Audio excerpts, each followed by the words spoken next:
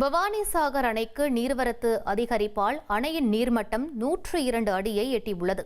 இதனால் அணையிலிருந்து பவானி ஆற்றில் 8300 கன அடி உபரி நீர் திறக்கப்பட்டுள்ளது. அந்த காட்சிகளை தற்போது பார்க்கலாம்.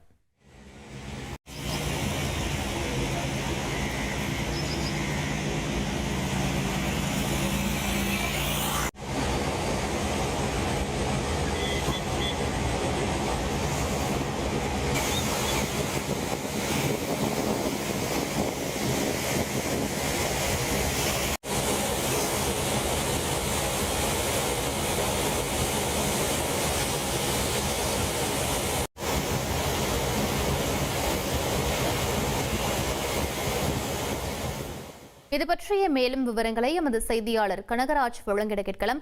கனகராஜ், தற்போது அப்பகுதியில் நிலவக்கூடிய சூழல் என்னவாக இருக்கிறது? மேலும் கரையோர பகுதி மக்களுக்கு வெள்ள அபாய எச்சரிக்கை விடுக்கப்பட்டிருக்கிறது.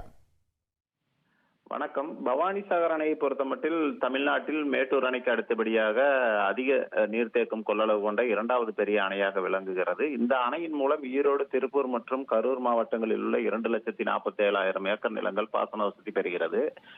இந்த நிலையில் அணையின் நீர்பிடிப்பு பகுதிகளான நீலகிரி மலைப்பகுதி மற்றும் வட கேரளாவின் ஒரு சில பகுதிகளில் வடகிழக்கு பருவமழை காரணமாக கனமழை பெய்து வருவதால் பவானி சாகர் அணைக்கு வந்து சேரும் பவானி ஆறு மற்றும் மாயாறு ஆகிய 2 ஆறுகளிலும் அதிகப்படியான வெள்ளப்பெருக்கு ஏற்பட்டுள்ளது. மேலும் பவானி சாகர் அணைக்கு நீர்வரத்து அதிகரித்துள்ளதால் கடந்த 3 நாட்களில் மட்டும் அணை நீர்மட்டம் சுமார் 3 அடி வரை உயர்ந்துள்ளது.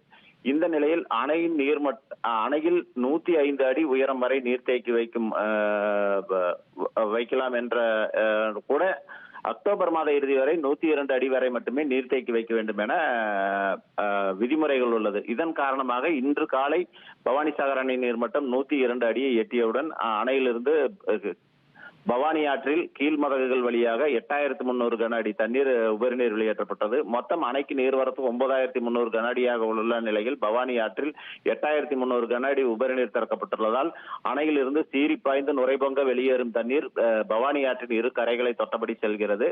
இந்த நிலையில் பவானி ஆற்றின் கரையோர பகுதிகளுக்கு வருவாய் மற்றும் பேரிடர் மேலாண்மை துறை சார்பில் தாழ்வான பகுதிகளில் வசிக்கும் மக்களுக்கு வெள்ள அபாய எச்சரிக்கை விடுக்கும் பணி நடைபெற்று வருகிறது. இந்த சுமார் 10,000 முதல் 15,000 கன அடி வரை தண்ணீர் பவானி ஆற்றில் வெளியேற்றினாலும் கூட அதிகப்படியாக மக்களுக்கு ஏதும் பாதிப்பு ஏற்படாது என அதிகாரிகள் தரப்பில் கூறப்படுகிறது.